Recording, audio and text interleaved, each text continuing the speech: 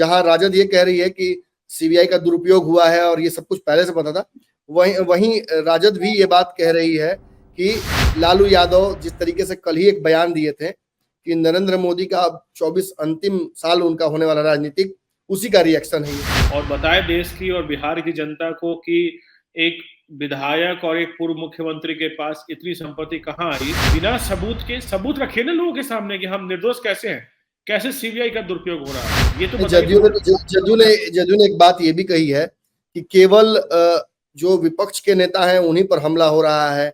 ये CBI ED क्यों नहीं सत्ता पक्ष के लोगों पर भी करती है। खुद भाजपा जिनको भ्रष्टाचारी बोलती है वो भाजपा में चले आते हैं या एनडीए में चले आते हैं, तो उनको जांच नहीं होती है। सत्ता में लंबे समय तक लालू यादव रहे। लालू यादव जी को जेल किसने भेजा था? कांग्रेस के समय में सीबीआई की जांच हुई थी। उसके बाद नीतीश कुमार जी 15 साल से हैं, 17 साल से, उनके ऊपर उनको तो नहीं जेल भेजा गया किसी ने, चाहे भाजपा की सरकार रही हो कांग्रेस की रही हो।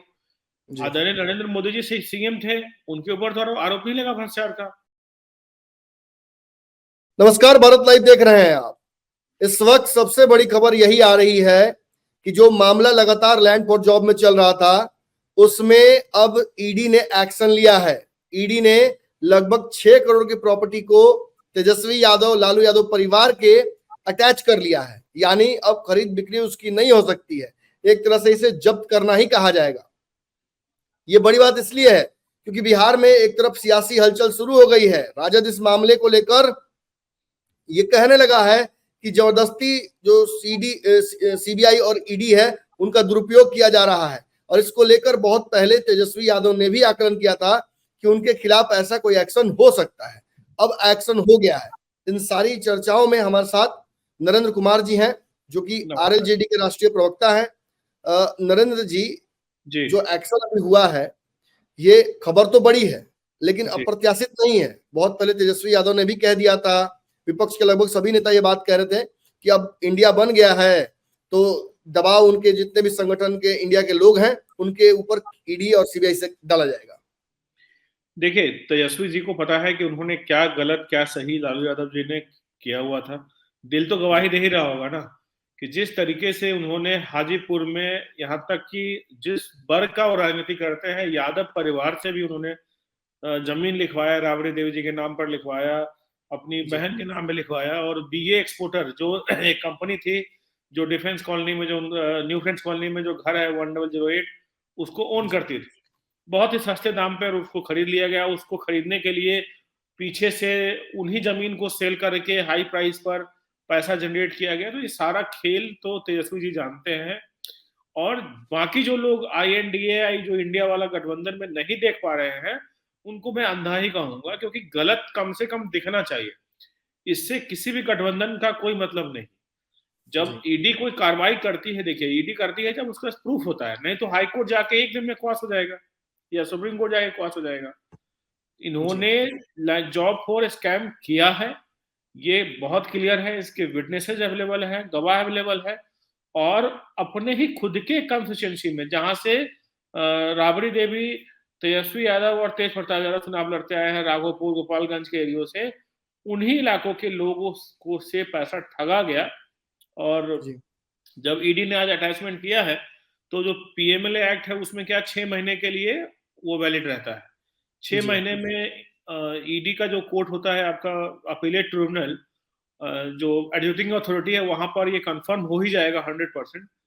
फिर ये जाएगा मैटर आपके अपीलेट अथॉरिटी में, वहां 5 साल 10 साल 7 साल 12 साल का प्रोसेस है और चलता रहेगा केस। प्रॉपर्टी इनकी अटैच ही रहेगी, ये हटने वाला नहीं है। यूज कर सकते हैं इसका, लेकिन सेल नहीं कर पाएंगे, लोन नहीं ले पाएंगे इसके ऊपर। बिहार में जदयू और राजद ने दोनों ने प्रतिक्रिया इस पर तुरंत दी है।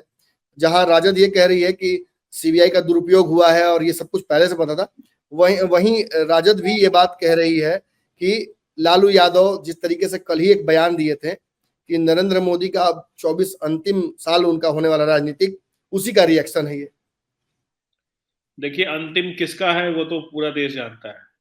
नरेंद्र मोदी जी 24 में रहेंगे, 29 में रहेंगे, 34 में रहेंगे, कब तक रहेंगे वो तो देश की सेवा कर रहे हैं, मेवा नहीं खा रहे हैं। जो लोग मेवा खा रहे हैं वो सोचें और बताएं देश की और बिहार की जनता को कि एक विधायक और एक पूर्व मुख्यमंत्री के पास इतनी संपत्ति कहाँ आई जो इतना बड़ा जो है न्यू फ्रेंड्स कॉलोनी में घर खरीद लिया, जगह जगह पर जमीन खरीद लिया, बैंक बैलेंस बढ़ते चले गए, 1-1 1.5 करोड़ का तो कैश पकड़ा गया था जो रिकॉर्ड में है, ज्वेलरी, ये सब नीतीश कुमार जी को अब नहीं दिखता। या इंडिया वाले गठबंधन में अगर आप देखिएगा तो सिर्फ नीतीश कुमार जी ही ऐसे हैं जिनके ऊपर व्यक्तिगत कोई दाग नहीं था अभी तक। लेकिन जब आप दागी और बागी के साथ बैठते हैं, उसको सपोर्ट कर रहे हैं, आंख बंद करके देख रहा हूं जदयू का स्टेटमेंट आ रहा है, वही जदयू, वही ललन सिंह इसी मुद्दे को लेकर के जोर जोर से रोड पर चिल्ला रहे थे, सबको बता रहे थे। लाल बाबू राय को लाने वाले भी सीबीआई के सामने वही है, ललन सिंह जी है, जिनके 2 बच्चों की नौकरी मिली थी। तो बड़ा ही दुर्भाग्यपूर्ण है बिहार के लिए कि एक भ्रष्टाचारी के साथ इतने बड़ी संख्या में जनता दल यूनाइटेड के लोग खड़े हैं। मैं बाकी लोगों की बात नहीं करता, बाकी लोग नीतीश कुमार जी को छोड़ दीजिए, तो शरद पवार का परिवार वैसा ही है, तमिलनाडु में वही हाल है, केसीआर का वही हाल है, दिल्ली में आप देख ही रहे हैं 100 करोड़ का घोटाला है और साफ साफ मनीष सिसोदिया इंडिकेटेड है कि उनको 100 करोड़ के आसपास शराब की कंपनियों से मिला है। जो मार्जिन उन्होंने डबल किया, वो मार्जिन उनके ऊपर पास हो गया है।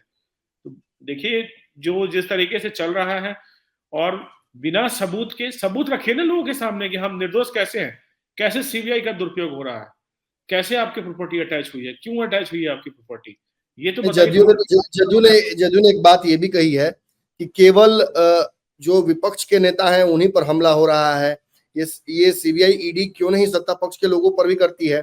खुद भाजपा जिनको भ्रष्टाचारी बोलती है वो भाजपा में चले आते हैं या एनडीए में चले आते हैं, उनको जांच नहीं होती है। देखिए 2 सवाल हैं, एक है कि क्या सिर्फ कार्रवाई जो है भाजपा वाले पे नहीं हो रहा है, सिर्फ कांग्रेस और इनके पे हो रहा है। निश्चित तौर पर सत्ता में लंबे समय तक कौन रहा, सत्ता में लंबे समय तक लालू यादव रहे। लालू यादव जी को जेल किसने भेजा था, कांग्रेस के समय में सीबीआई की जांच हुई थी। उसके बाद नीतीश कुमार जी 15 साल से हैं, 17 साल से, उनको तो नहीं जेल भेजा गया किसी ने, चाहे भाजपा की सरकार रही हो, कांग्रेस की रही हो। आदरणीय नरेंद्र मोदी जी से सीएम थे, उनके ऊपर तो आरोप नहीं लगा भ्रष्टाचार का। आज बहुत सारे भाजपा के सीएम रहे हैं जो कांग्रेस के समय में सीएम रहे, उनके ऊपर भ्रष्टाचार क्यों नहीं लगा। अब बात कीजिएगा अजित पवार जी का, अजित पवार जी के बारे में ये लोग कहते थे भ्रष्टाचारी नहीं है, इनको फंसाया गया है, अब क्यों कह रहे हैं कि भ्रष्टाचारी है। जब वो भाजपा की तरफ आ गए तो वो भ्रष्टाचारी हो गए, पहले भ्रष्टाचारी नहीं थे। तो ये समझिए कि पूरा कन्विक्शन का रोल है, जो गलत होगा ईडी सीबीआई उसको छोड़ नहीं सकती है, क्योंकि ये जो फाइनेंशियल क्राइम है ना, ये बहुत लंबा प्रोसेस है। आपको बता दूं ऑन रिकॉर्ड अडानी के ऊपर भी जो एसएफआईयू है वहां पर केस चल रहा है, ये गूगल मारेंगे तो आपको मिल जाएगा, लेकिन इसका मार्केटिंग या आप कह सकते हैं न्यूज में जगह ले नहीं पाता। अडानी ग्रुप के ऊपर सीरियस फ्रॉड इन्वेस्टिगेशन यूनिट ने जांच किया था जब शेयर प्राइस क्रैश हुआ था, लेकिन इसकी कोई बात नहीं करता। ईडी के प्रोसीडिंग्स उनके भी यूनिट पे चल रहा होता है। जब आप बिजनेस करते हैं तो निश्चित तौर पर ईडी और जो बाकी फाइनेंशियल इंस्टीट्यूशन है, जो रेगुलेटरी बॉडीज है, उसके नोटिसेज आते हैं, लोग उसको रिस्पॉन्ड करते हैं। अगर आपके पास नोटिसेज आएगा, उसमें थोड़ी लिखा होता है कि आप भाजपा के हैं, कि आप जदयू के, किसके हैं, वो तो पैंट बेसिस पे सब कुछ है। जब ये फंसे हैं तो इनको याद आ रहा है कि भाजपा में आप भी चले जाइए, भाजपा में आप भी बच जाइए अगर आपको ऐसा लगता है तो। ऐसा बिल्कुल भी नहीं होता है। जो गवर्नमेंट बॉडी है, जो इंस्टीट्यूशंस है, वो इंडिपेंडेंटली काम करती है। हो सकता है कि सरकार का उसमें स्ट्रेटेजिकली हस्तक्षेप होता हो, लेकिन सरकार किसी को फंसाने का काम नहीं कर सकती, क्योंकि अल्टीमेटली तो आप देखिए कोर्ट में ही जाना है मैटर, हाई कोर्ट में जाएगा, सुप्रीम कोर्ट में जाएगा, वहां क्रॉस हो जाएगा। अगर ये वीडियो पसंद आई और वह बिहार के राजनीति और बिहारियत से सरोकार रखेनी तो सब्सक्राइब बटन दबा के चैनल के सब्सक्राइब कर ली। ओजे एगो घंटी बा, ओकरा बटन दबा देला से कुल सटीक और मारक खबर रुआ मुफ्त में मिल जाई। अगर रुआ पत्रकारिता के हमनी के नया प्रयोग में सहयोग कर चाहतानी तो ज्वाइन बटन दबा दी। पेटीएम नंबर नोट कर ली 9386816700। धन्यवाद।